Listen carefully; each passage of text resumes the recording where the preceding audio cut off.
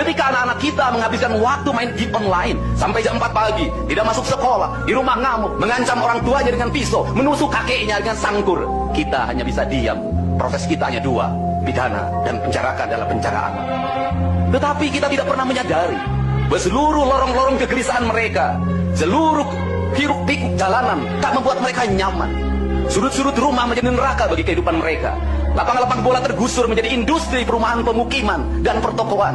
Mereka kehilangan tempat bermain. Mereka kehilangan air yang jernih di sungai sehingga bisa mereka berenang. Mereka kehilangan gunung-gunung yang indah tempat mereka bercengkrama dengan alam. Mereka kehilangan sawah yang terhampar. Yang mereka lihat adalah kebisingan dan kebisingan. Bising di jalanan karena knalpotnya brong. Bising di rumah karena orang tuanya bertengkar. Maka mereka lari dalam lorong gelap. Digenggamnya handphone, diambilnya obat-obat terlarang, ditengahnya minuman dalam sebuah kelompok yang sama. Kita orang-orang yang terpinggirkan di rumah. Kita orang-orang yang terpinggirkan di sekolah. Guru-guru telunjuknya menunjuk pada wajahnya, tapi tak bisa memberikan solusi kegelisahan jiwanya. Semua orang hanya memberikan pengamatan, analisis, kajian. Itulah metodologi yang dikembangkan bangsa ini. Tetapi tidak ada yang berani mengambil solusi, mengangkat mereka di sudut jalanan, dimasukkan ke barak, dididik secara militer, diarahkan menjadi anak-anak yang berguna. Kedisiplinan militer adalah harga mati bagi kemajuan bangsa, bukan musuh. Pandangan-pandangan buruk terhadap militer adalah pandangan-pandangan orang yang takut anak-anak Indonesia bangkit, yang takut anak-anak Indonesia mencapai kemajuan. Mereka takut bangsa ini menjadi bangsa kokoh dan tegap. Mereka ingin bangsa Indonesia menjadi bangsa pemabuk yang setiap hari mabuk akan ilmu pengetahuan, yang setiap hari bertengkar di TV,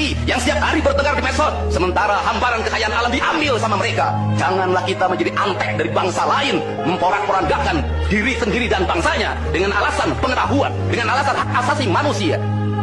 Anak membawa motor di bawah umur adalah pelanggaran hak anak. Kapan kita bertindak? Dan selama ini kita membiarkan anak-anak nonton film tanpa didampingi oleh orang tua. Itu adalah pelanggaran anak, dan kita tidak pernah bertindak.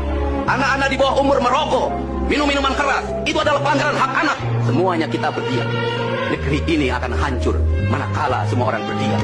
Maka orang yang memegang kekuasaan harus menggunakan tangannya untuk merubah seluruh kemunkaran ini menjadi sebuah kebajikan.